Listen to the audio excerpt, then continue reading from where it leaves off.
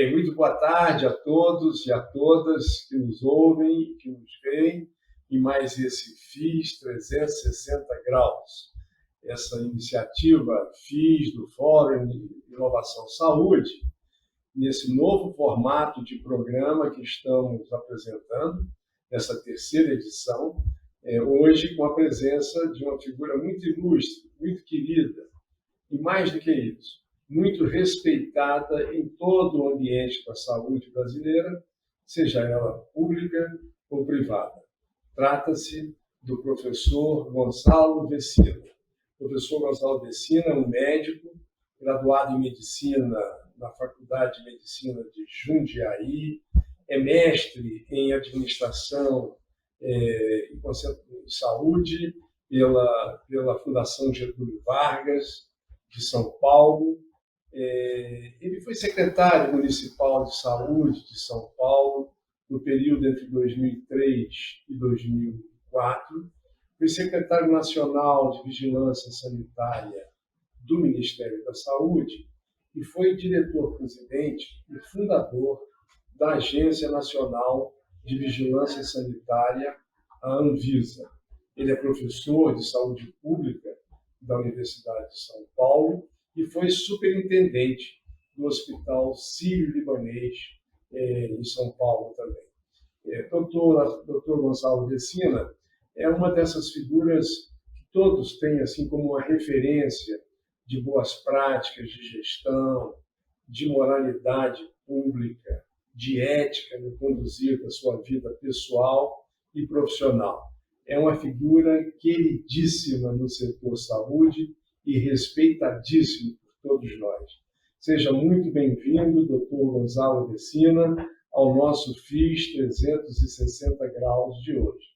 Para entrevistar o doutor Gonçalo Vecina, nós convidamos Alfonso Nomura, médico, oftalmologista, empreendedor da saúde, fundador de uma startup de educação, Saúde 5.0, que é uma escola de negócios para gestores da área da saúde, que ele está iniciando como um grande empreendedor. Seja também muito bem-vindo como entrevistador, Dr. Alfonso Nomura. Estaremos conosco também, no nosso 360 graus, o professor Denizar Viana. O professor Denizar Viana é médico, doutor em medicina pela UERJ do Rio de Janeiro, foi secretário de Ciência, Tecnologia e Inovação do Ministério da Saúde durante a administração do ministro Mandetta, é um professor muito ativo, foi pró-reitor de saúde da UERJ, e, enfim, é um grande ativista das boas práticas de saúde e um pesquisador em economia e saúde no nosso país. Muito obrigado também, professor Denizar Viana, pela sua presença. Contamos também com a presença de Maria Elizabeth Brea. A doutora Maria Elizabeth Brea é socióloga, é diretora técnica da Fundação Darcy Ribeiro, no Rio de Janeiro, é pesquisadora do Arquivo Nacional e foi, durante muito tempo, uma colaboradora da Fundação Nacional do Índio. Seja muito bem-vinda também a professora Maria Elizabeth Brea.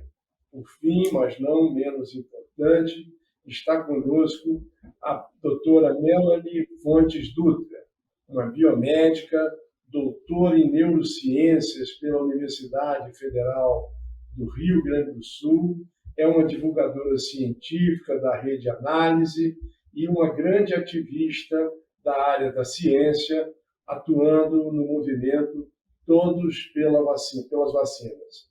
Sejam muito bem-vindos todos, muito obrigado pela presença de cada um de vocês, e eu começo a nossa roda do 360 graus, do FIS 360 graus, encaminhando à doutora Maria Elizabeth a primeira pergunta a ser formulada ao nosso ilustre convidado de hoje.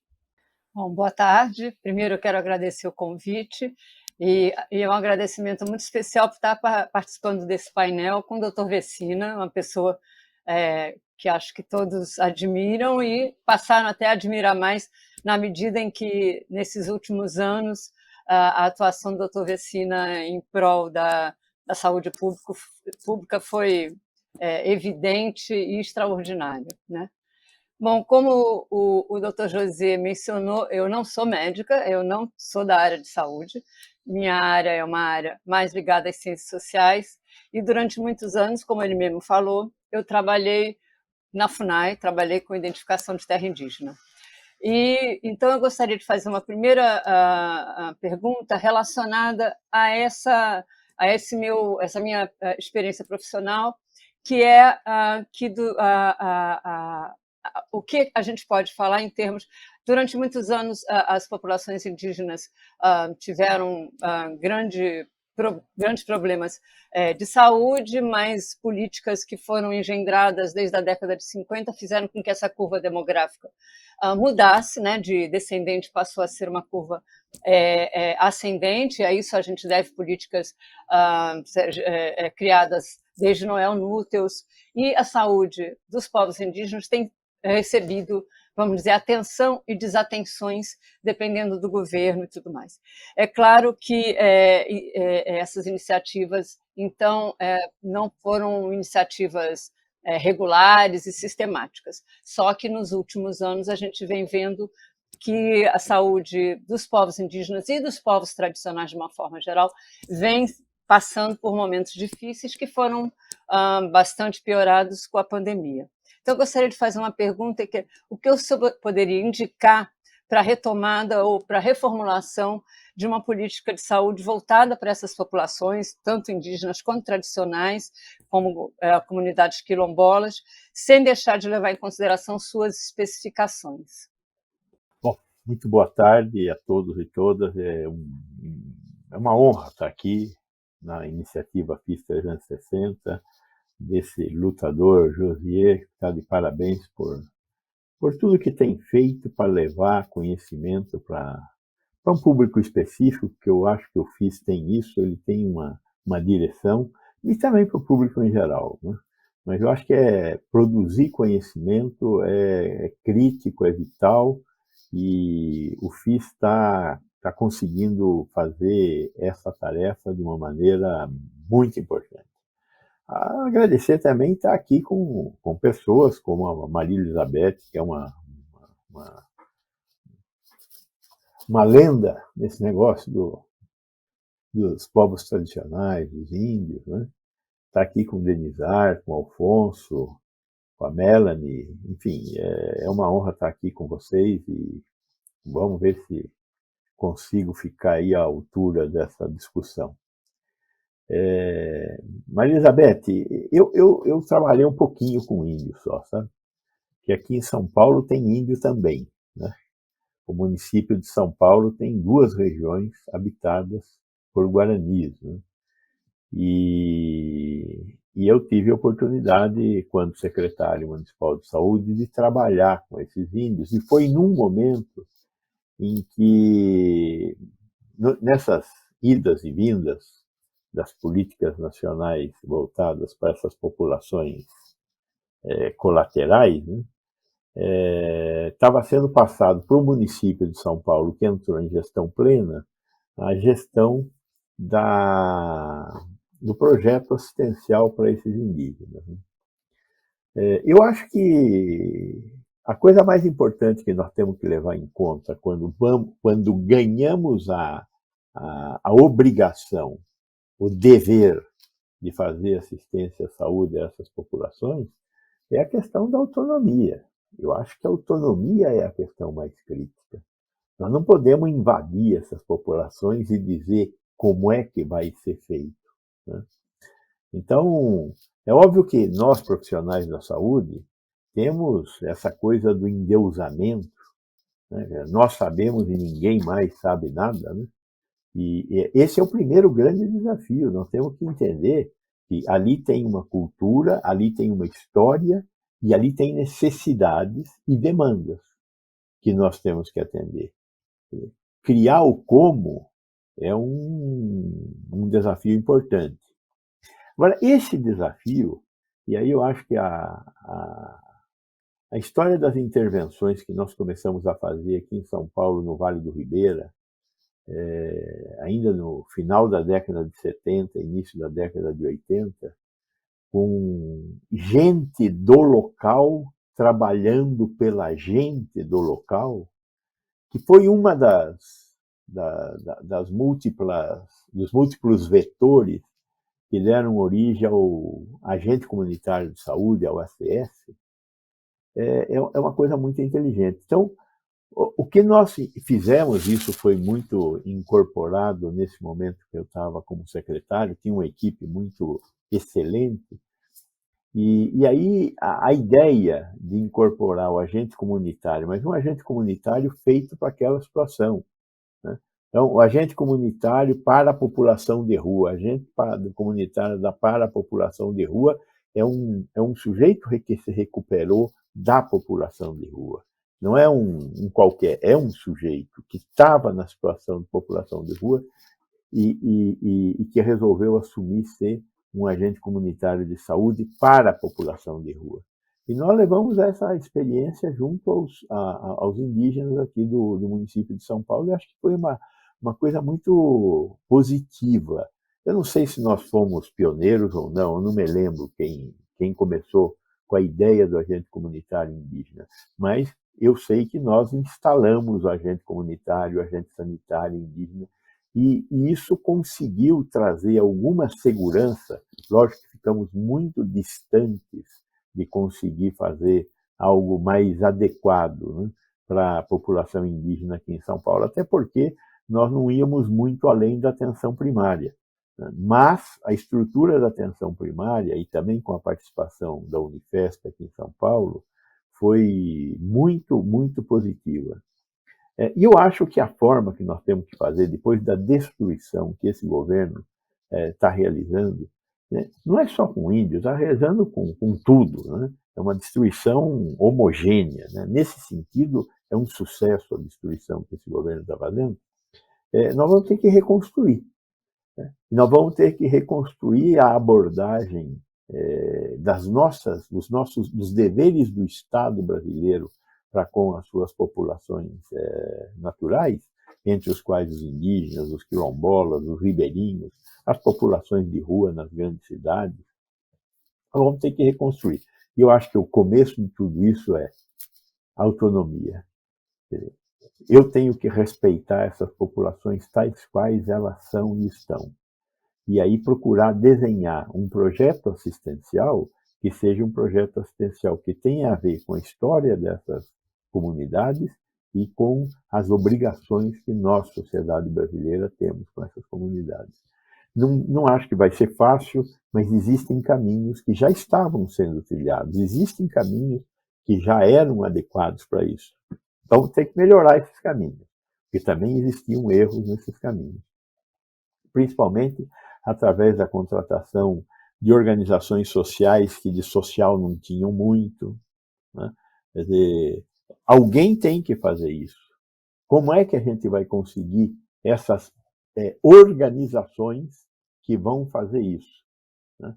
Pode ser através da administração direta, pode ser através da administração direta, mas nós, gestores da saúde, sabemos como é que funciona isso e como é difícil a mobilização da administração direta para criar soluções especiais, porque certamente essas populações especiais irão exigir soluções especiais. Então, tem alguns comos que nós vamos ter que discutir mais, mas eu acho que o caminho geral é esse, o da autonomia e da criação de uma resposta adequada para cada situação. Reconhecer que as desigualdades não são iguais, as desigualdades são também desiguais. Perfeito, Gonçalo. Você sabe que, ainda nesse tema indígena, eu ontem estava ouvindo, viu, Elizabeth, uma entrevista na rádio CBN a respeito desse projeto de lei que está aí para ser aprovado no Congresso Nacional, que permite a exploração de mineração nas terras indígenas, e uma liderança indígena e uma antropóloga também falando do grande risco que está tendo, do grande incidência que está tendo de contaminação por mercúrio das tribos indígenas no Brasil. E eu fiquei pensando comigo mesmo, assim, não é possível que em pleno século XXI não se consiga fazer a mineração, a busca de ouro, utilizando outros elementos que não o mercúrio, que é contaminante, para separar a areia do ouro, da pepita, não sei o quê. Quer dizer, eu não entendo nada disso, mas eu imagino que nesse tempo que a gente está, não é razoável que ainda se continue utilizando técnicas rudimentares e altamente lesivas para todos, porque contamina os rios, contamina a vida de todos, não só da população indígena, população ribeirinha.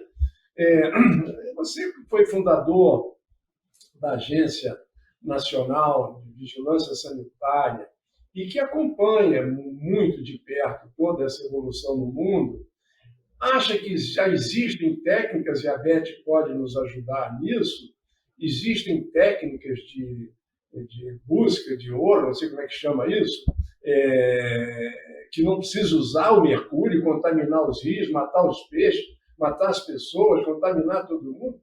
Como é que está essa situação, seja do ponto de vista da regulação sanitária, da existência de alguma coisas alternativas, não sei nem se cabe, se é a agência que faz esse tipo de análise e liberação e tal.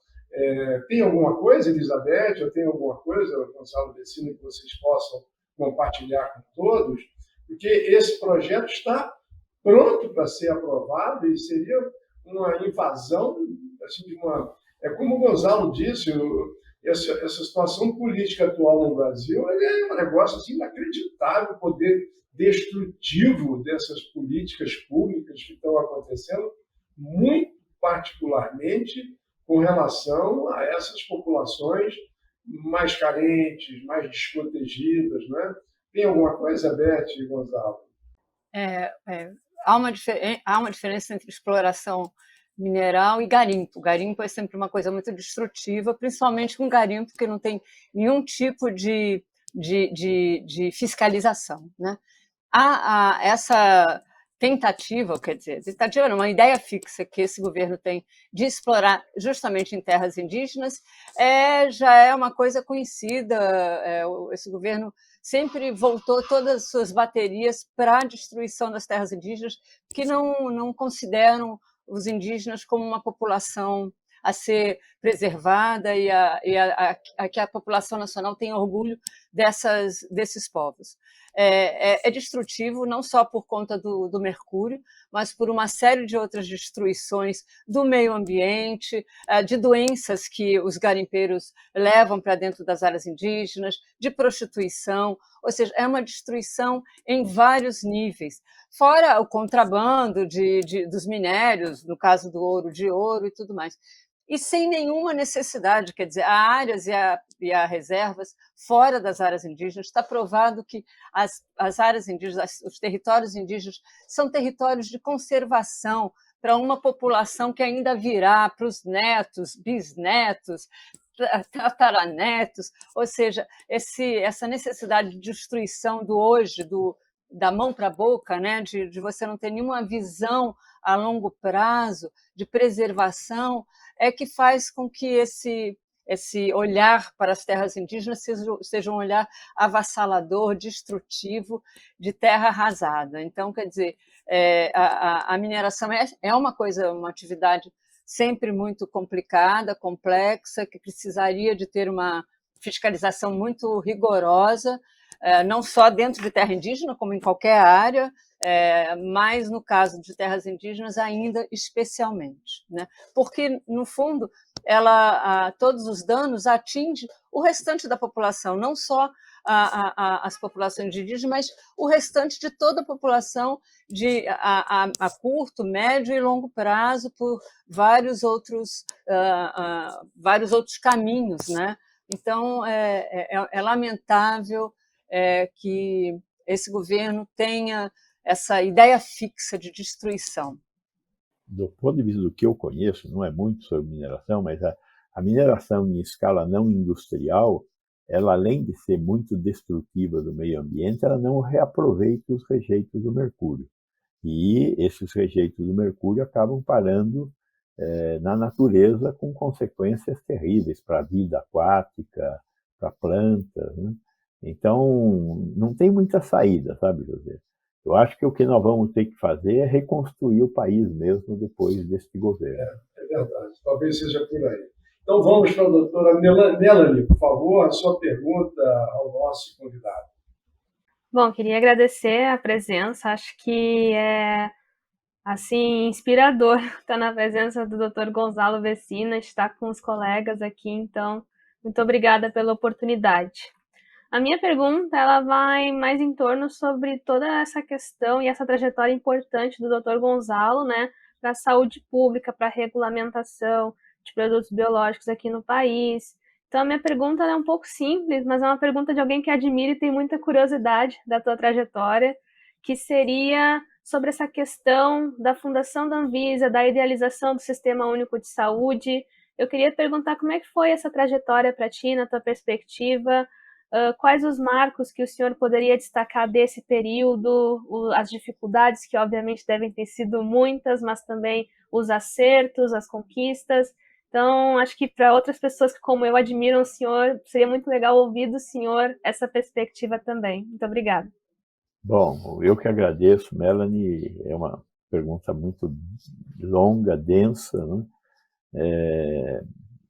A questão do SUS, de como o SUS foi construído, eu fui um dos pequenos operários que trabalharam nessa construção, né? Teve nomes muito mais importantes e que foram realmente vitais para a construção do SUS, né?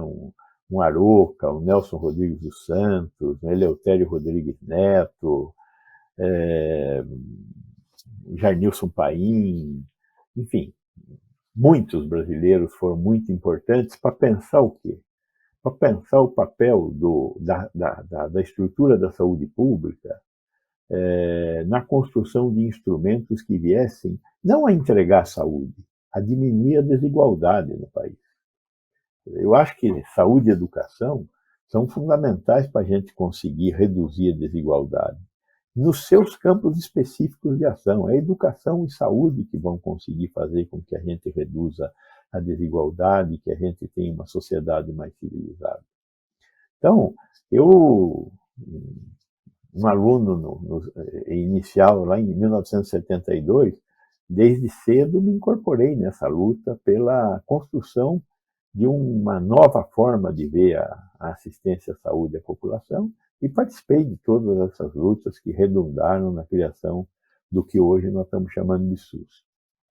A Anvisa, ela foi construída junto com essa ideia, porque a Anvisa é vigilância sanitária. A vigilância sanitária é uma das funções básicas da saúde pública e que é um pouco o patinho feio do SUS. Por que é o patinho feio do SUS? Porque a vigilância sanitária, a prima irmã da vigilância epidemiológica, não tem uma base científica que a apoie. A epidemiologia, como ciência, ela é a responsável também pela vigilância sanitária, mas é uma colateral. E outro problema muito grave é que, veja, nós precisamos de vigilância sanitária porque viver é perigoso. E viver é perigoso porque nós não vivemos sem consumir. Todo ato de consumo traz em si um risco de produzir dano. E, além disso, para consumir, eu tenho que produzir.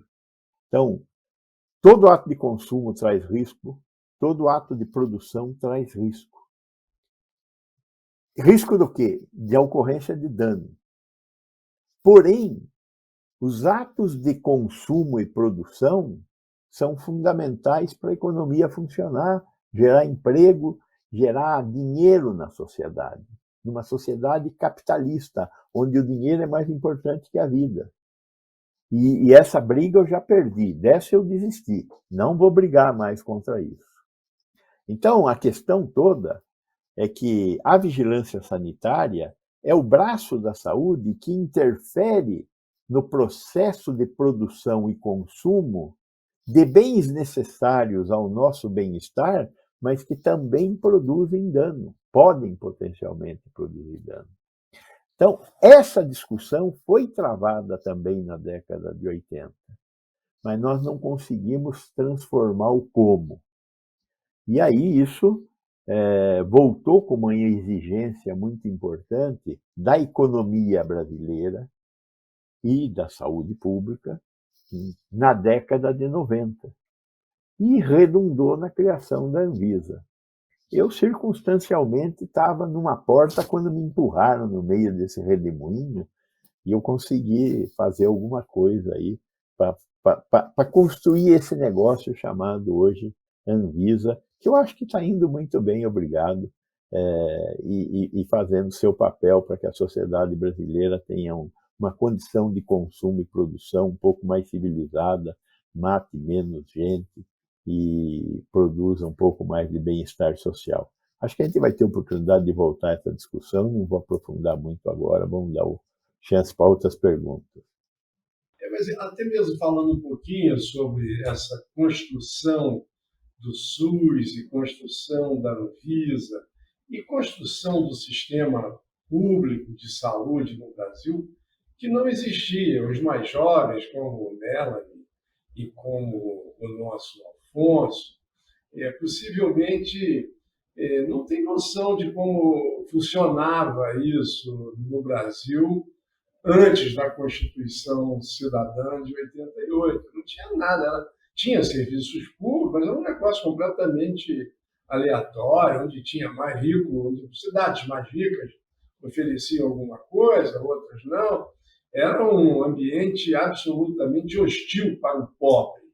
O pobre vivia sem direito a acesso. Se nós temos ainda dificuldade de acesso, e esse é um dos grandes problemas que ainda temos, a dificuldade de acesso, eu posso assegurar que era terrível em pretéritos anos, porque eu era filho de pessoas pobres e tinha muita dificuldade de acessar, tratar, internar. Era um inferno.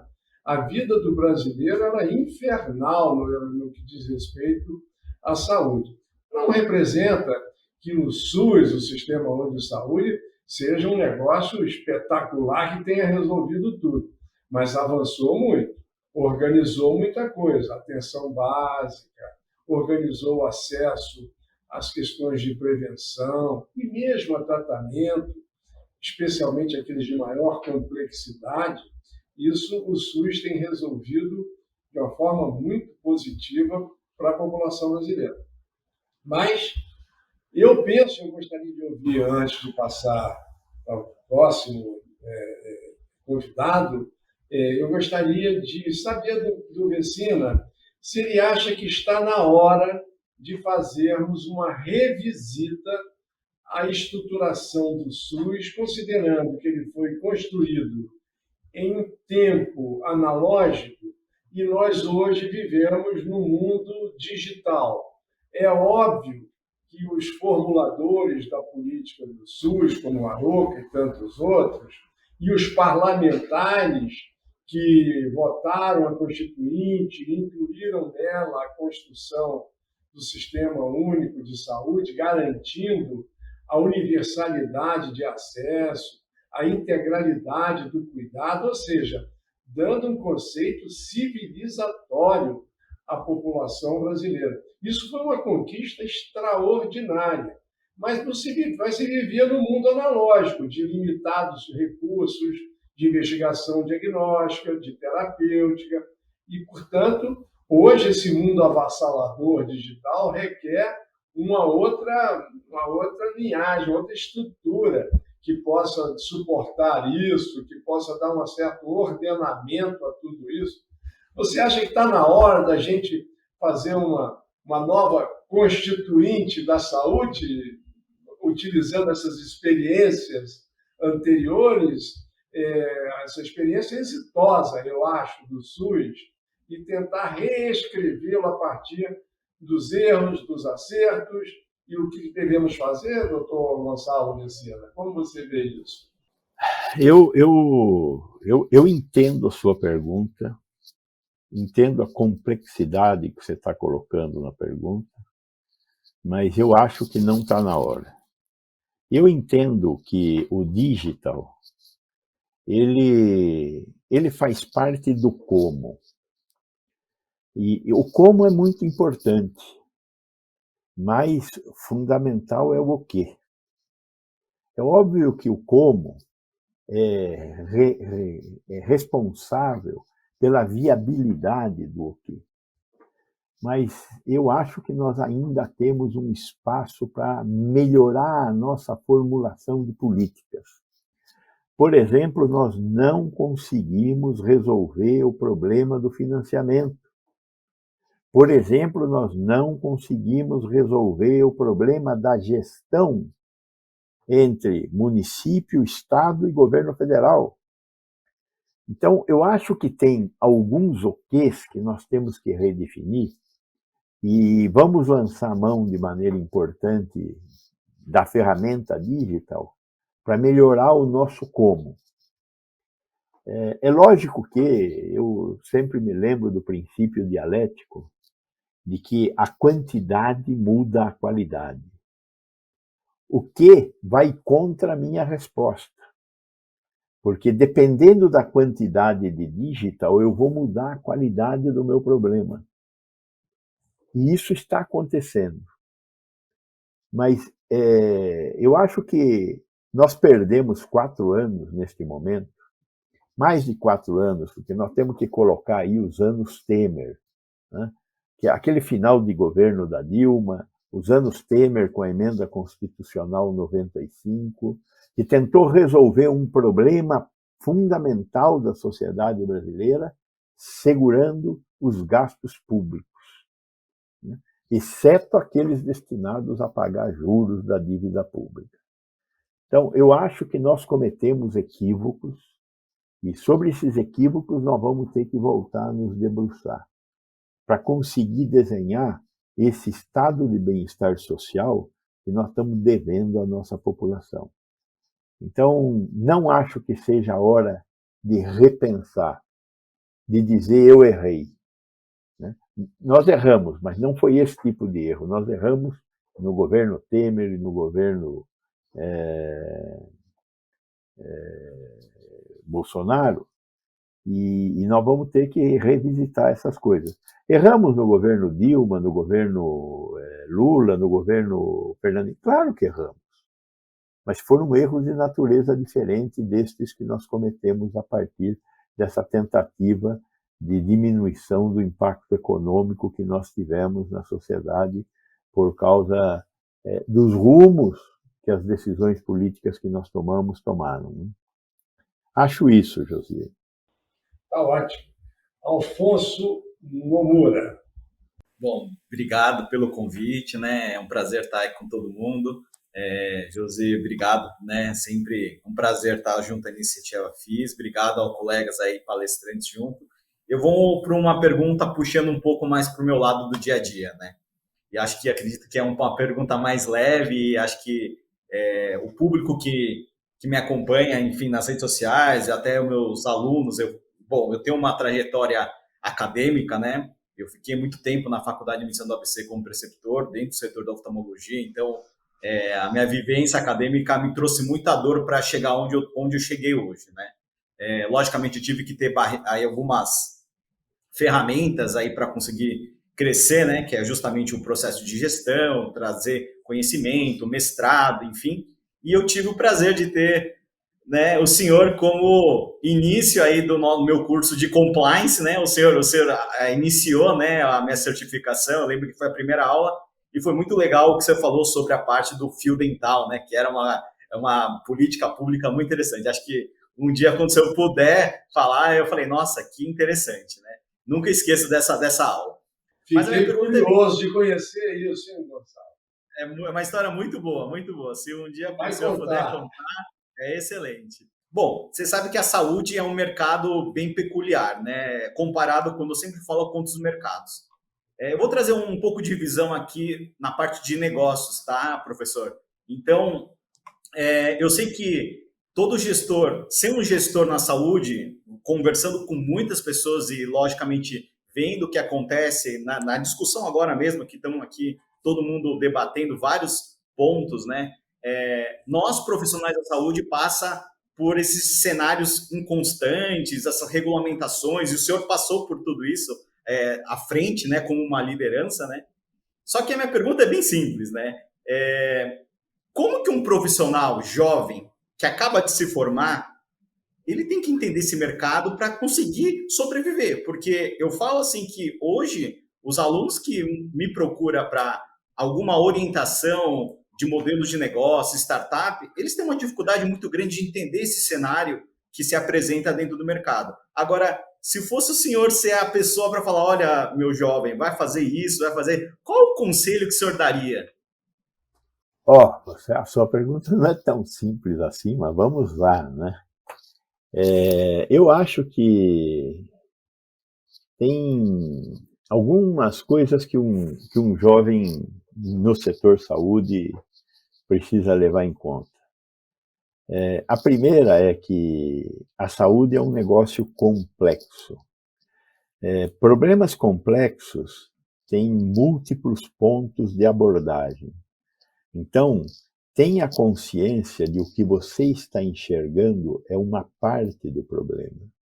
E cuidado, portanto, a hora que se movimentar, porque você não está vendo o problema, você está vendo uma parte do problema. Se você conseguir juntar pessoas junto com você, e essas pessoas estiverem em pontos diferentes daquele que em você está, vocês conseguirão enxergar um pouco mais da complexidade que vocês estão tendo que enfrentar. Acho que essa questão remete à questão da humildade. É fundamental que o inovador, o recém-formado, o profissional que está começando, ele tenha essa noção da complexidade no setor saúde.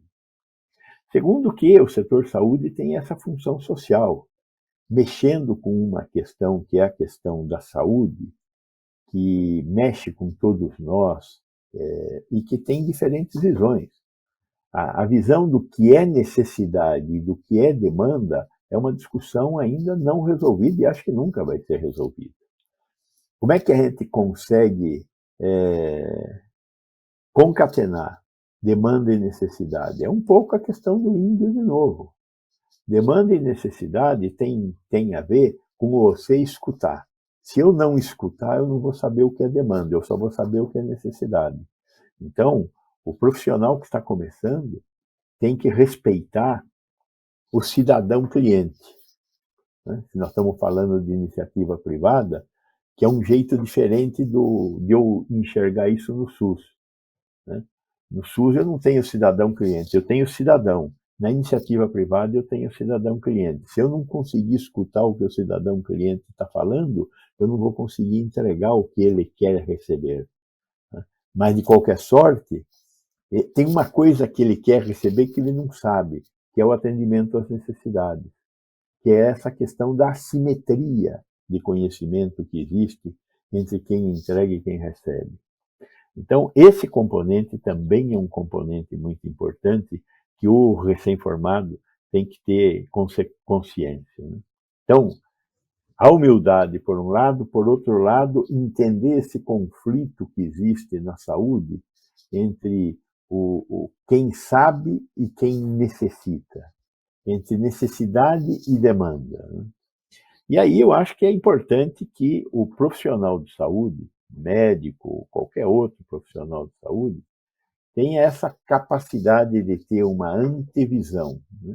Eu acho que o profissional de saúde tem que ter uma capacidade diferenciada de analisar o ambiente onde ele está trabalhando. Analisar o ambiente de tal forma a perceber mais coisas do que o normal das pessoas percebem, para conseguir perceber as coisas que os indivíduos, individualmente e coletivamente, necessitam. Não é coisa fácil, mas é coisa que pode ser ensinada, sim, senhor. Eu acho que esse é um desafio grande de conciliar essas coisas aparentemente contraditórias, não é, Cristina? De vocês, especialmente os jovens que saem das escolas de medicina e que optam por desenvolver as suas atividades empreendedoras, de gestão, saber ouvir o outro lado, definir com mais clareza o que o outro está precisando, porque medicina é complicado, porque, embora os serviços médicos sejam bens de consumo, são bens de consumo. Um serviço de ressonância magnética é um bem de consumo, uma tomografia é um bem de consumo. A diferença desse bem de consumo com outro bem de consumo não da área da saúde, por exemplo, se eu quero comprar um automóvel, eu vou lá e compro de acordo com o que eu tenho de dinheiro para pagar. Eu compro um carrinho mais simples, eu compro um carro mais sofisticado, ou se eu não tiver dinheiro para comprar um carro, eu compro uma bicicleta, eu compro uma motocicleta. Eu vou chegar no mesmo lugar que eu chegaria de carro, com mais ou menos conforto, com mais ou menos tempo, gasto para levar. Se eu não tiver dinheiro para comprar nada, eu vou a pé, eu vou chegar também lá. Em um dia qualquer eu chego aonde eu pretendia chegar de carro. A diferença dos bens de consumo da saúde é que eles não podem ser regulados exclusivamente pelas leis de mercado. Esse que é o nosso diferencial. Quer dizer, nem esses outros bens de consumo, tem dinheiro, compra, não tem dinheiro, não compra, paciência, a vida que segue. Já na saúde, é um bem de consumo diferente, ele não pode ser regulado pela lei de mercado. É isso que o professor Vecina está nos dizendo. Se eu tenho um câncer, eu quero ser tratado com o que tem de melhor no tratamento do câncer. Tendo eu dinheiro ou não tendo eu dinheiro.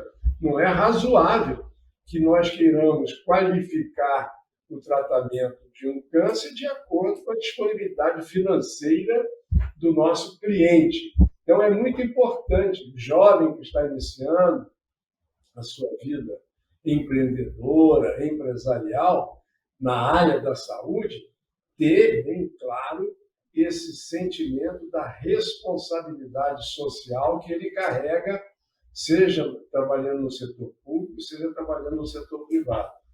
Bem, vamos adiante agora com a pergunta do professor Denizar Viana. Seja muito bem-vindo, Denizar.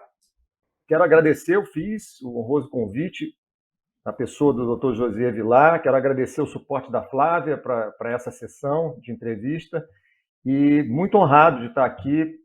A trajetória pessoal e profissional do professor Vecina inspira todos nós, sejam pesquisadores, formuladores de políticas, gestores, e eu me sinto privilegiado de estar aqui. A minha pergunta, professor Vecina, o senhor, quando esteve como diretor-presidente da Anvisa, iniciou toda a discussão institucional da avaliação de tecnologia em saúde no país. Quer dizer, foi o primeiro movimento, e em 2001, o senhor fez uma reunião, eu tive o privilégio de participar, em 2001, há mais de 20 anos, lá na Organização Pan-Americana de Saúde, o senhor como diretor-presidente da Anvisa, para começar a discutir, criar massa crítica no país em relação à avaliação tecnológica, antevendo os problemas que surgiriam, a discussão da farmacoeconomia, e mais de 20 anos se passaram. Eu queria uma avaliação do senhor em relação a quais foram os pontos fortes, quais foram os pontos fracos, disso que, na minha leitura como pesquisador dessa área, uma área multidisciplinar que avalia as consequências em saúde, econômicas, sociais da incorporação tecnológica, que, na minha visão, virou uma política de Estado, independente até dos governos que passam por ali, e apesar de tentativas recentes de tirar a legitimidade desse processo, mas eu gostaria muito do seu olhar. O senhor foi realmente o pioneiro nessa discussão no país, trazendo a experiência de outros países de acesso universal, que já tinham isso, a estrutura de avaliação de tecnologia em saúde, que é fundamental para dar racionalidade ao sistema, sustentabilidade ao sistema. Então, basicamente, esse olhar dos pontos fortes e dos pontos fracos dessa política no país. Professor Vecina. Bom, primeiro quero agradecer a sua bondade em me colocar nessa posição, que certamente eu não ocupo. Eu, quando muito, abri uma porta. Eu não sou um especialista nessa área de avaliação de tecnologia, eu reconheci a importância de existir isso, de existir essa área de avaliação de tecnologia. E a avaliação de tecnologia que já vinha sendo feita desde a década de 70 por alguns países onde a questão da saúde está melhor resolvida, o Canadá, a Inglaterra, a Alemanha, a França, enfim. Mas, de qualquer forma, nós estávamos muito atrasados, né? Naquele momento. Nós já estávamos aí no início dos anos 2000 e nós não tínhamos ainda uma estrutura que fizesse uma separação do joio do trigo. E a Anvisa havia ganho a Câmara de Medicamentos para discutir justamente a questão do preço dos medicamentos, né? E eu acho que essa foi uma coisa importante, essa foi uma decisão que foi tomada pelo ministro, essa é uma decisão do Serra. Jamais um presidente de agência teria condição de conseguir colocar a proposta de controle de preço de medicamentos na pauta. Aquilo foi uma discussão de cachorro grande, né? E juntar 5 ministérios que discutem preço e dizer, nós vamos voltar a controlar preço de alguma coisa aqui no Brasil, depois de tudo que nós falamos contra o controle de preço em toda a década de 90, a década da liberalização, da globalização, da glamourização, do fim do imposto inflacionário, né? Pois bem, voltamos a controlar preço de medicamentos. Como a Inglaterra, como o Canadá, como a França, como a Espanha, como Portugal fazem. Todos esses países controlam o preço de entrada do medicamento, né?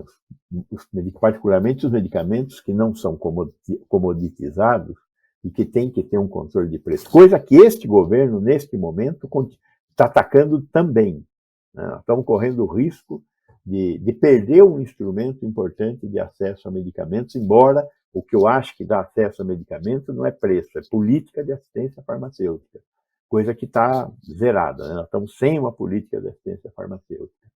Então, preço é um dos componentes do acesso ao medicamento. De qualquer forma, naquele momento, a gente abriu essa porta para discutir acesso. E para discutir acesso, discutir avaliação de tecnologia, né? Sabendo que a avaliação de tecnologia e a construção do acesso tem como um dos componentes o preço. Múltiplos são os componentes. Ter uma política industrial é fundamental. Fazer a adequada avaliação da tecnologia, porque a Anvisa é responsável por saber se o produto é seguro e eficaz. Agora, eu às vezes coloco um produto no mercado que é seguro e eficaz, mas cujos estudos de fase 2 e 3 ainda não terminaram, por uma questão de ter alguma alternativa no mercado. Ou eu coloco um produto no mercado que tem mais 3 ou 4 outros que são diferentes, porém com uma ação semelhante. Eu tenho que escolher qual é o mais adequado. Então, a avaliação de tecnologia é fundamental para ter um negócio chamado um sistema de saúde de base universal com financiamento público. Aí eu acho que você, nesse sentido, foi o meu professor, que o caminho é o NICE, o NICE, NICE, sei lá. O caminho é esse, né? E eu ouvi isso de você, aprendi com você e repito, né? Nós temos que construir um instituto independente para fazer avaliação de tecnologia. E esse instituto independente para fazer avaliação de tecnologia vai ser uma peça importante, como é na Inglaterra, para você conseguir discutir o acesso. Não é ignorando a realidade orçamentária, é levando em conta a realidade orçamentária, mas com limites um pouco mais adequados do que o que nós temos hoje, quando a Conitec discute uma coisa e o ministro da Saúde revoga, ou um secretário da Secretaria de Ciência, Tecnologia, Informação e Saúde fala, não, eu discordo, e tchau, e benção para a decisão que foi tomada por um colegiado, que hoje eu acho que é um colegiado vagabundo, porque é um colegiado onde a ciência não tem a maioria, né? A maioria lá é dos representantes do Ministério, né? Tanto é que fica um jogo que, se faltar um, dá uma decisão esdrúxula, como a que nós vimos aí na discussão do kit Covid, quando o Hélio Angotti era o secretário da Ciência, Tecnologia, Inovação e Saúde. Então, andamos, porém, neste momento, estamos andando para trás. Como tudo nesse governo, estamos andando para trás. Então, está na hora de colocar essa discussão de ter um único caminho para a incorporação de tecnologia aqui, porque esse é o outro problema, né? Nós temos que discutir a forma de incorporar o conhecimento para incorporar a inovação em tecnologia em saúde, por um lado. Por outro lado, nós não podemos ter uma para o SUS e uma para a ANS. Né? De um lado é o tal do ROL e do outro lado é a Conitec. Nós temos uma política para a incorporação de tecnologia de pobre e uma política para a incorporação de tecnologia de rico. Isto é inadmissível, isso é criminoso. Então, vamos discutir com o Congresso, não este Congresso, que é um Congresso desclassificado, né? Eu acho que nós temos que, espero que tenha uma renovação do Congresso e que essa renovação ela realmente traga uma forma diferente de olhar para como nós vamos fazer as leis nesse país, e não seja um Congresso como esse vendido, que manda um projeto como esse da mineração e a única coisa que nós já sabemos é que vai ser aprovado. Por quê? Porque tem o Centrão, porque esse Congresso está vendido para essas emendas parlamentares secretas, né? Então, esse Congresso, de fato, merece que a gente o critique, dure firmemente, e que as pessoas entendam que votar no presidente, votar no Congresso, votar nos governadores, votar na Assembleia Legislativa, são atos fundamentais e são atos que a gente tem que enxergar como confluentes. Espero, então, que o novo Congresso desfaça as bobagens que esse está fazendo, e acho que ainda vai fazer mais esse ano, e reencaminhe as coisas. No caso da avaliação de tecnologia, é fundamental para a existência do SUS e deve ser um único sistema de avaliação de tecnologia, baseado nos conhecimentos já desenvolvidos e em desenvolvimento no mundo todo. Então, não é uma novidade, é uma coisa que nós, no Brasil, temos que acompanhar as boas experiências dos outros países. Muito bom. Então, daremos então agora o início dessa nossa nova rodada, começando de novo pela professora Maria Elizabeth Brea. Uma segunda pergunta ao nosso convidado. Por favor. Acho que a gente já está falando um pouquinho de período eleitoral, pré-eleitoral, né? Então não dá para fugir disso. Bom, a gente sabe que saúde pública não considera só apenas os aspectos biológicos, mas tem muito a ver com questões socioeconômicas e com educação, principalmente, como o doutor Vecina já mencionou. Quais seriam, então, as suas indicações, quais as premissas básicas que um candidato ao governo federal deveria incluir no seu programa na questão de saúde pública? Quais as premissas assim fundamentais em que um programa deveria conter? Claro que levando em consideração toda a política de saúde adotada ou desadotada nesses últimos anos, né? Eu acho que o problema mais importante que nós temos que enfrentar tem 2 ou 3 problemas que é muito difícil dizer o que vem na frente e o que vem atrás, mas a questão do financiamento ela é crítica. Sem dinheiro a gente não vai a lugar nenhum. Dinheiro, eu fico assim meio chateado de falar em dinheiro, porque dinheiro é um como, e eu vivo dizendo que o importante são os quês. O que eu vou fazer com o dinheiro? Agora, veja, a maioria dos países civilizados, exceção feita aos Estados Unidos, que nem é tão civilizado assim, gasta em torno de 60%, 80% do gasto em saúde, 60% a 80% dele vem do PIB, né, e é um gasto público. Então, gasta em torno de 6 a 8% do PIB, é gasto público. Isso, se o gasto público em saúde for 6 a 8%, isso vai bater em uns 70% do total do gasto do país sendo gasto público. No Brasil, nós gastamos 4% do PIB em saúde pública, com dinheiro público em saúde pública. Ou seja, nós estamos gastando muito pouco. Nós estamos gastando metade do que os países desenvolvidos gastam. Eu não acho que a gente tenha que, de repente, gastar o que eles gastam, mas eu não acho que a gente tenha que ficar tão longe. Basta ver, por exemplo, o per capita entre a iniciativa privada e o público. O per capita da iniciativa privada hoje está em torno de R$ 4.500. O per capita do SUS está em torno de R$ 1.300. Então, nós estamos muito subfinanciados e a parcela que municípios e estados estão colocando é uma parcela, principalmente os municípios estão no limite da sua capacidade de financiamento, dada a política fiscal e tributária que nós temos.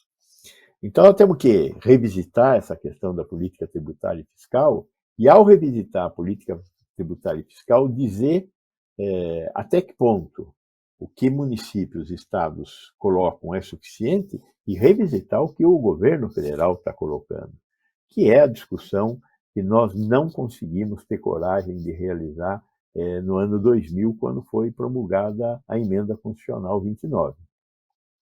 É uma revisita à discussão da Emenda Constitucional 29 e temos que recolocar a Emenda Constitucional 95, que paralisou os gastos públicos desde 2016. Então, eu acho que esse compromisso de revisitar no tempo, eu não acho que isso tenha que ser resolvido, não dá para resolver em 2023, nem em 24, nem em 25. Tem que fazer uma escala e dizer, olha, nos próximos 10 anos nós vamos chegar em tal lugar. É lógico que isso deve ser acompanhado de outras medidas. Nós temos que garantir, por exemplo, a questão da construção de um modelo assistencial que, em levando em conta a questão da municipalização, não leve em conta a municipalização como solução da descentralização. A descentralização não pode ser essa descentralização municipal autárquica que nós estamos realizando. Não tem cabimento a gente não olhar para bases populacionais.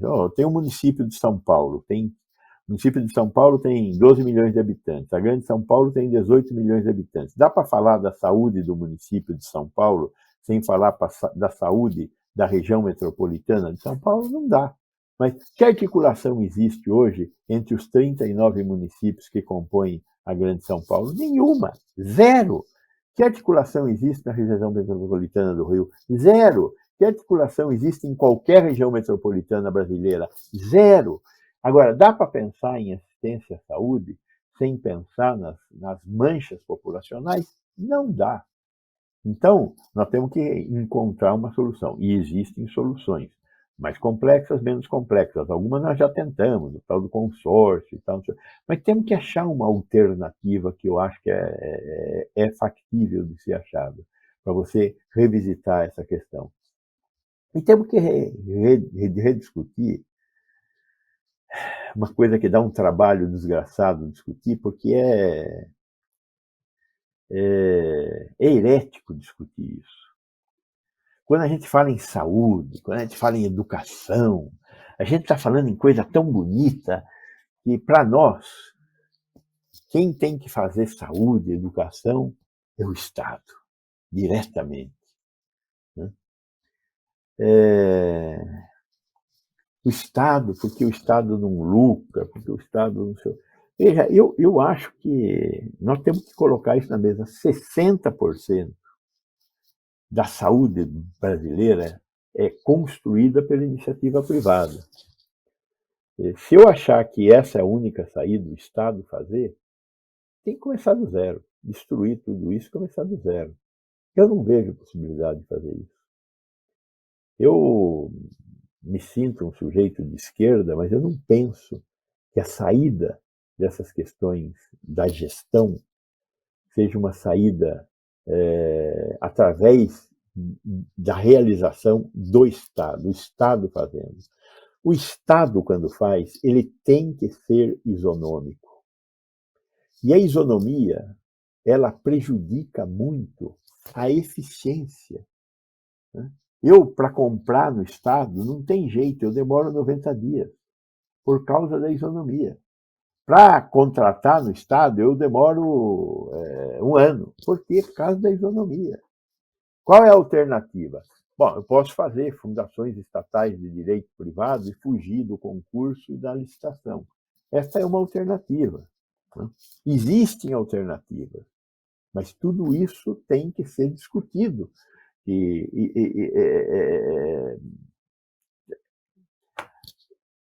Volta e meia eu discuto com os meus amigos que fazem, olha, sempre que a gente entrega para a iniciativa privada acontece uma barbaridade. Puxa vida, né? Por quê? Porque não houve controle, não tem auditoria e é impune, né? A impunidade é o grande problema da gestão pública no Brasil. Como é que nós vamos resolver essa questão quando a gente tem o Estado se relacionando com a iniciativa privada? Nós temos que resolver o problema da impunidade, nós temos que resolver o problema de controlar como o privado utiliza recursos que foram transferidos pela administração estatal. Mas não tem jeito de fazer algo um pouco menos parado, um pouco menos eficiente, se não utilizando a capacidade da iniciativa privada. Agora, isso tudo vai exigir uma rediscussão, porque eu não vejo a possibilidade de fazer essas coisas, de fazer gestão eficiente através do Estado. Existem coisas que eu quero fazer sempre através do Estado. Justiça, segurança pública, essas coisas onde demorar um pouco mais não é tão ruim quanto errar e ter que voltar atrás. Agora, educação, saúde, saneamento básico, eu acho que tem que ter iniciativa privada. Por quê? Porque eles são mais rápidos para fazer as coisas. Agora, tem que controlar, porque se deixar, o homem distorce tudo, inclusive na administração direta, porque também tem bandidos e ladrões na administração direta, quando eu não tenho controle, auditoria, quando eu não tenho punição. Perfeito, Gonçalo. Na realidade, você está dando um caminho que eu acho que vale muito a pena essa reflexão, sabia? Eu acho que o Estado ele tem que estar ali na governança, na regulação, no financiamento, mas não deve estar na gestão das coisas, que ele não tem expertise para isso. Se você tem uma boa governança, você estabelece critérios, controles, faz as coisas de uma maneira adequada. A gente viu até a governança da comunicação. Veja, nós tivemos essa pandemia, mostrou o caos que é esse país do ponto de vista de comunicação, cada ente federativo falando de uma coisa de uma forma diferente do outro, criando um tumulto, gerando uma insegurança. A gente precisa organizar esse país de uma forma diferente, mas aí eu caminho com a Elizabeth Breyer.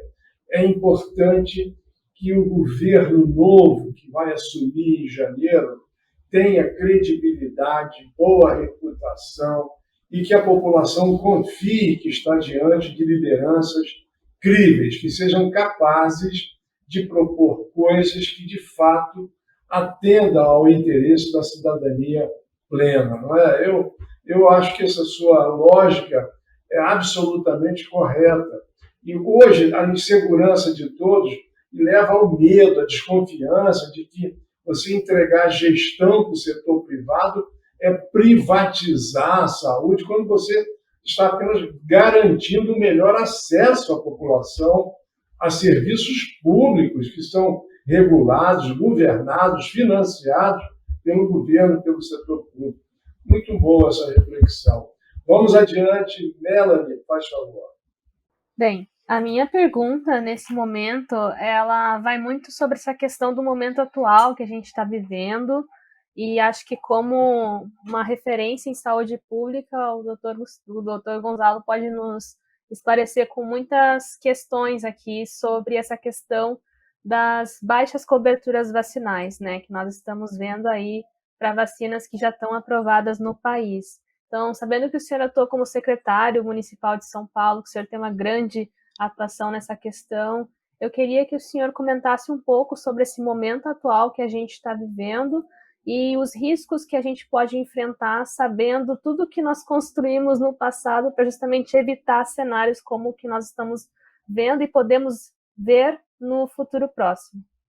E se eu pudesse acrescentar, Gonzalo, àquela pergunta da Melanie, se você pudesse comentar sobre esse Delta Micron, uma associação do Omicron com a Delta variante, as duas variantes, que hoje eu li esse assunto e fiquei um pouco surpreso da identificação dessas novas cepas virais aqui no nosso país, inclusive, duas cepas já identificadas.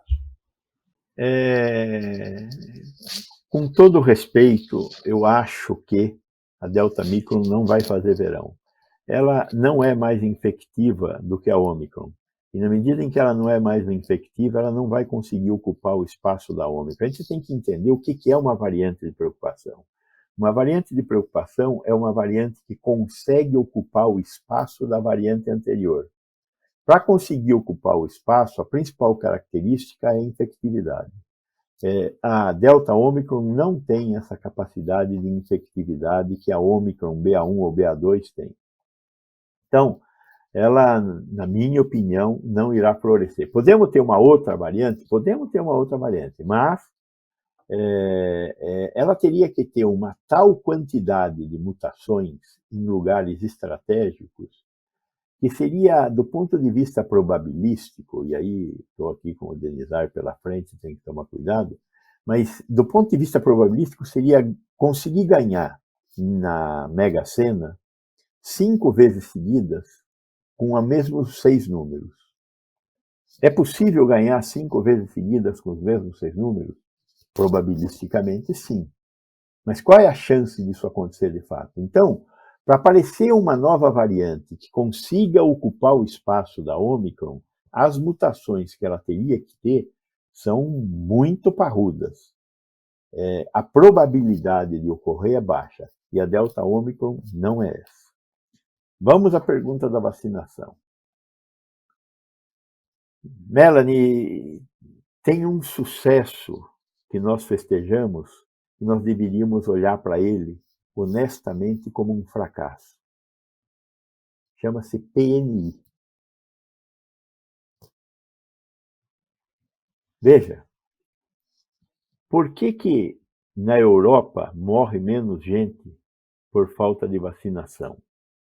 Porque tem PNI lá? Não, porque lá tem puericultura. O que a gente tem que fazer com as nossas crianças? Levar a criança no médico clínico geral durante os 3, 4 primeiros anos de vida com uma certa regularidade. Para quê? Para ver o desenvolvimento ponderoestatural e intelectual da criança. E quando eu faço isso, eu vacino.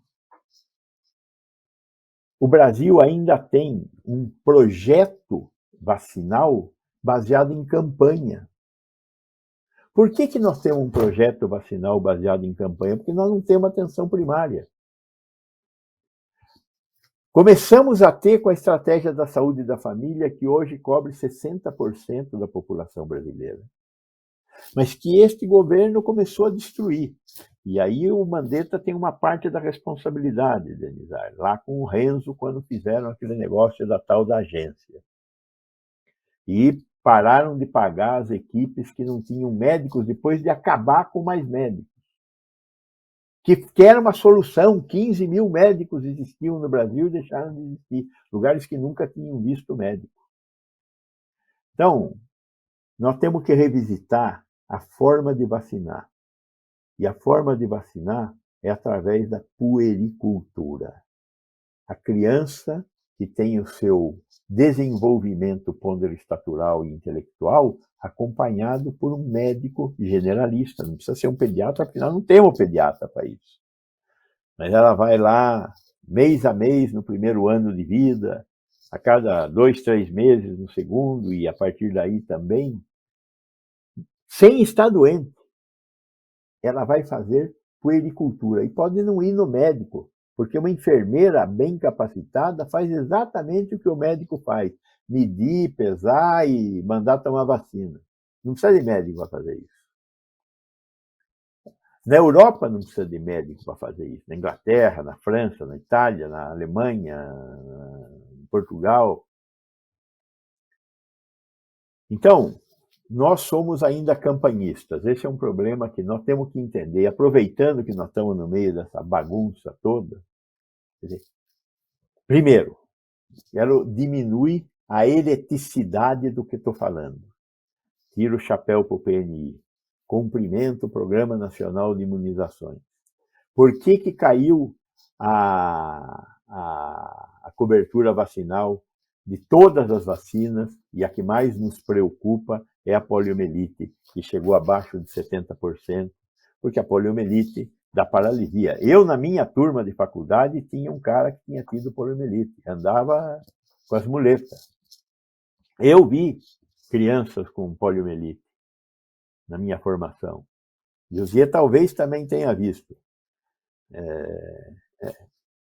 Não quero acusar mais ninguém aqui, mas então eu vi. É grave. Nós estamos vivendo isso de novo. A perspectiva de o vírus está circulando na Índia, está circulando no Afeganistão, no Paquistão e alguns países africanos. Qual é a chance de vir um cara desses países para cá com o vírus? É grande. Esse negócio de avião hoje é muito grande.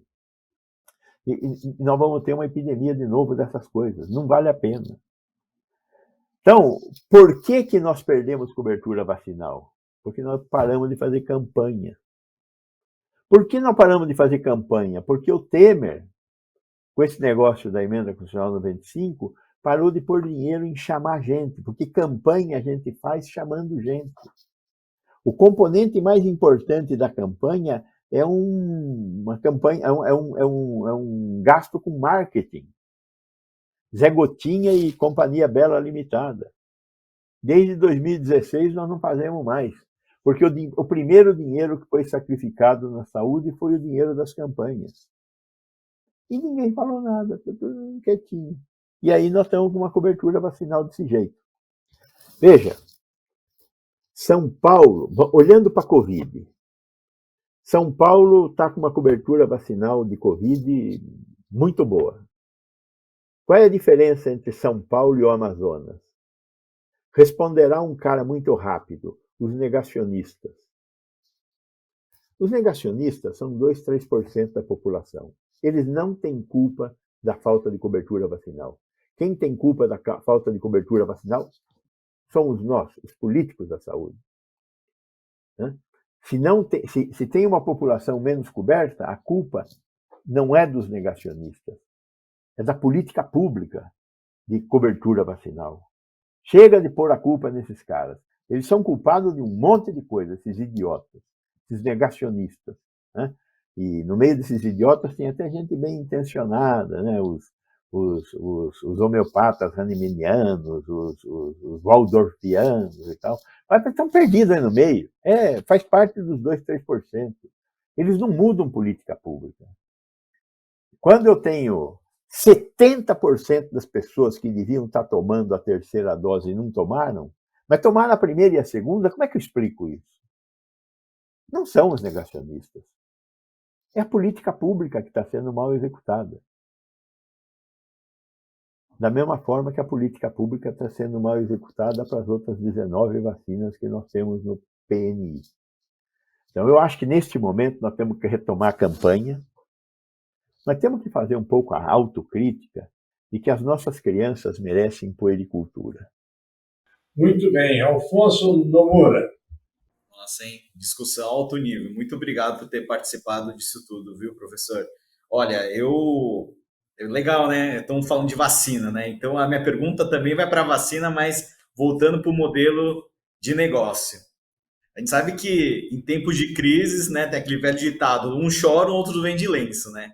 E você sabe que a pandemia trouxe aí muito aprendizado para todos, né? E o termo vacina, acho que nunca foi discutido não só no Brasil, mas no mundo todo, né? E justamente por causa, né, de toda essa cultura, seja internacional, seja Brasil, a gente sabe que data aí a vacina no Brasil mais de 200 anos, né? Vamos falar assim, é uma coisa muito antiga dentro do Brasil, né? Enfim, tem todas as políticas da PNI que teve, né? O senhor está falando, enfim, das revoltas que teve no Rio de Janeiro aí, né? No começo por causa da vacina, mas eu pensando aqui no modelo de empreendedor, né?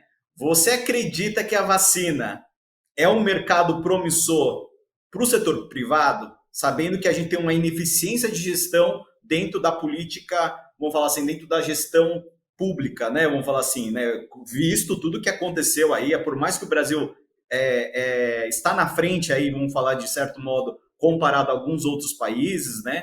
O que o senhor pensa sobre isso? As vacinas são um negócio complicado, porque elas foram perdendo importância no mundo dos negócios, porque houve um certo estacionamento nas vacinas que existiam, e as vacinas que existiram foram comoditizadas e transferidas para as indústrias chinesas e indianas. Não é à toa que hoje os grandes produtores de vacina estão nesses países, né? Algumas multinacionais não diminuíram a sua afeição por fazer vacina e continuaram, né? E aí, então, você tem algumas vacinas, principalmente vacina de rico, né? A HPV é uma vacina de rico, foi fabricada pela Merck. As pneumocócicas, 13 valente, 20 valente, não sei quantos valente aí, foram produzidas pela Glaxo, uma outra empresa que a Glaxo acabou comprando. Então, existe um mercado de vacina no mundo. A Pfizer, provavelmente, eu acho que o produto que mais deu dinheiro para a Pfizer não foi a pilulinha azul, foi a atorvastatina. Ela deve ter tido ano de vender 34 bilhões de dólares em atorvastatina. Eu estou chutando isso, hein? Deixou muito claro aqui para os nossos assistentes que eu sou um pouco pecaminoso nesses chutes. Agora, com a vacina de RNA mensageiro, já venderam 82 bilhões de dólares.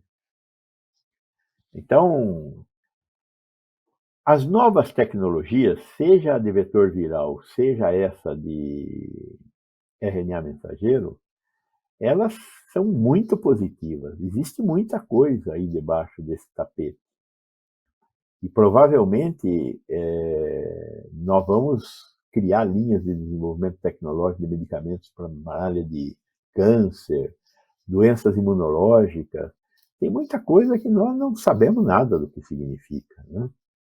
O que é o tal do vírus de Epstein-Barr? Será que o vírus do Epstein-Barr tem a ver com uma parte das doenças autoimunes, particularmente aquelas que levam à degeneração de articulações? Veja só, um monte de velhinhos sofrendo de artrite por causa que a gente não consegue controlar um vírus que entra na nossa vida no começo da nossa existência e fica quietinho lá fazendo alguma coisa errada no nosso corpo.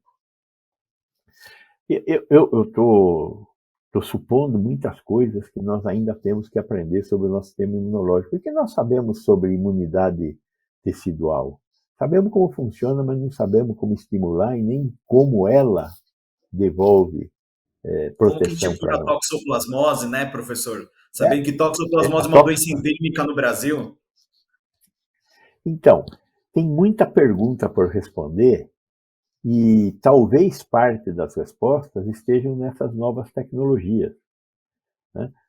Esses novos medicamentos que estão surgindo com tecnologia de manipulação genética, o CRISPR, eu acho que aí tem um mundo a ser aproveitado pela indústria farmacêutica. E todos nós vamos ter que chegar juntos, porque se a indústria farmacêutica chegar sozinha, ela vai fazer o que ela sabe fazer, que além de fazer coisas, é ganhar dinheiro. Agora, nós queremos, eu acho que não tem jeito de impedir que eles ganhem dinheiro, mas a gente tem que conseguir fazer com que o remédio chegue para todo mundo, né? Essa é uma coisa importante, né?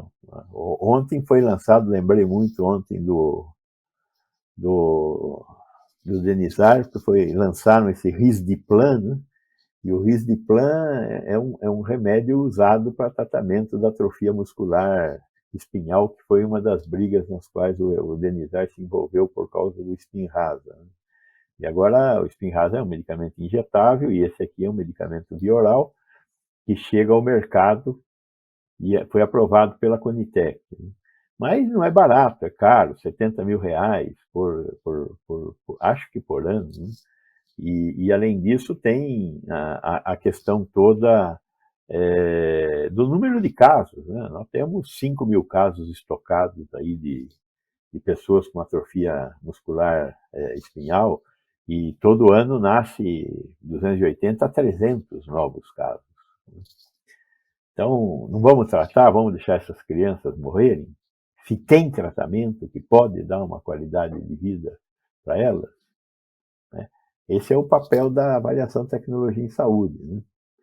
Eu, pessoalmente, acho que a realidade orçamentária, num país de média renda como o Brasil, não pode ditar a solução. Nós temos que encontrar outra solução, que não seja negar o acesso, mesmo num produto como o Spinraza, como o Zolgensma. Um país de renda média não tem esse direito. Talvez a Tanzânia, sei lá, país africano, possa ter uma realidade dessas, mas aqui no Brasil acho que não. Então, eu acho que tem muito terreno aí para vacina e para essas tecnologias que as vacinas desenvolveram, para que a gente possa desenvolver produtos que levem a gente a ter uma vida melhor, viu, Afonso? Obrigado. Muito bom. Já estamos caminhando para o final do nosso encontro, do nosso FIS 360 graus. Portanto, a última pergunta dessa tarde será do nosso professor Denizar Viana, antes dos agradecimentos finais que faremos. Professor Vecina, eu queria só retornar àquela questão do financiamento do SUS. E, sem dúvida nenhuma, nós temos uma condição de subfinanciamento, né? Todos os países da OCDE de acesso universal comprometem pelo menos 6% do PIB em saúde, daí para saúde pública, e o senhor falou com muita propriedade. A discussão nós temos hoje algumas fontes possíveis de receita para isso, para colocar no SUS. Por exemplo, a renúncia fiscal na saúde.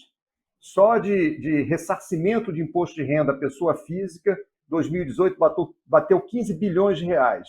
E quando a gente olha a dinâmica disso tributária, ela favorece uma classe social mais alta, né, de renda média, renda alta, que é quem tem mais gastos em saúde, de toda a natureza, desde do pagamento do plano de saúde até uma cirurgia plástica, e pede esse reembolso através do imposto de renda de pessoa física. Pergunta para o senhor, está na hora de dividir essa conta do SUS com a classe média alta? Denizar, passou da hora, né? Aliás, eu acho que este país tem que revisitar todas as suas renúncias. Acho que também a renúncia da filantropia tem que ser revisitada. Aliás, eu acho de uma indignidade a renúncia da filantropia terrível, né? Porque, de certa maneira, significa dizer: nós vamos construir um direito com a caridade. Não se constrói direitos com a caridade num país desenvolvido. E a filantropia é isso, é construir direito com a renúncia fiscal, né? Então, a renúncia fiscal, a quota parte patronal, o PIS e o COFINS, tem que ser pagos. E a remuneração das Santas Casas tem que ser adequada. Quando a Santa Casa faz uma cirurgia de hérnia, hoje eu pago 30% do valor da cirurgia de hérnia. Lógico, não tem de onde sair o resto. Então, não é milagre. Então, o que eu tenho que fazer é pagar quanto custa a hérnia e acabar com a renúncia fiscal da Santa Casa. E ter das Santas Casas o que ela realmente entregar. e não ficar com essa brincadeira que nós temos hoje, né? É um assunto muito mais complexo, não vou mergulhar nisso. Agora, a renúncia fiscal dos planos de saúde tem que acabar, né? Essa história que volta e meia eu vejo esse pessoal da Pena Saúde, da Pena Segue, o diabo, mas olha, nós tiramos carga dos ombros do SUS. Por favor, deixe a minha carga aqui e vamos trabalhar para ter um sistema de saúde melhor. Eu acho que plano de saúde é para quem quer sofisticação e fugir de fila. Agora, um plano de saúde de um país civilizado e desenvolvido é um plano de saúde que atende às necessidades da sua população. Não entrega atenção à saúde de pobre para pobre. Nós temos que lutar para ter uma atenção à saúde desenvolvida no país. E as renúncias, eu acho que está na hora de acabar todo tipo de renúncia. Essa discussão sobre reforma tributária e reforma fiscal, nós temos que fazer num outro nível, de uma outra forma que este governo jamais vai conseguir fazer. Vamos ter que retomar as discussões, que eu acho que até o Congresso conseguiu chegar em alguns pontos interessantes antes de chegar esse governo, e ressentar para discutir essas questões relativas às renúncias. Tem que existir instituição filantrópica? Tem que existir instituição filantrópica. Imunidade não é renúncia. Imunidade, uma instituição filantrópica não paga imposto de renda. Claro, ela não tem renda, ela é sem fins lucrativos. Então, a imunidade continua, a renúncia não. Nós temos que... É que tudo isso é um pouquinho complicado e a gente acaba não aprendendo sobre a complicação para conseguir levar essa discussão para a sociedade. Então, quero que continue existindo instituições comunitárias no Brasil, como são as Santas Casas. Quero que continue existindo instituições importantes, como são as Santas Casas, os hospitais tipo Sírio-Libanês, Einstein, hospitais de comunidade. São fundamentais. 40% da rede hospitalar brasileira são hospitais de comunidade. Um pouco menos, 40% é o estatal. Na rede privada eu tenho os 25%, 30% de instituições sem finalidades lucrativas. São importantes e devem continuar existindo, mas dentro de um novo status. Um status onde o que eles fazem é adequadamente remunerado, porque eles fazem parte do SUS. São hospitais que atendem a população do SUS. Mas eu acho que você está coberto de razão. Nós temos que colocar essa discussão na rua, Denizar. Muito bem, chegamos ao final desse nosso FIS 360 graus. Eu queria agradecer muitíssimo ao Afonso Nomura, médico, oftalmologista, empreendedor. Queria agradecer a Denizar Viana, nosso também médico, grande secretário de Ciência, Tecnologia e Inovação do Ministério da Saúde, um ativista das boas causas da saúde brasileira. Muito obrigado, Melanie Fontes Dutra, biomédica, doutora em neurociência, que tem também tido uma ação muito importante em defesa da ciência no país. Muitíssimo obrigado à minha querida amiga Maria Elizabeth Brea, essa socióloga, estudiosa de antropologia, defensora das causas indígenas, uma grande intelectual brasileira, mas muito especialmente eu queria agradecer ao nosso doutor Gonzalo Vecina por compartilhar conosco seus saberes, sua inteligência, sua generosidade.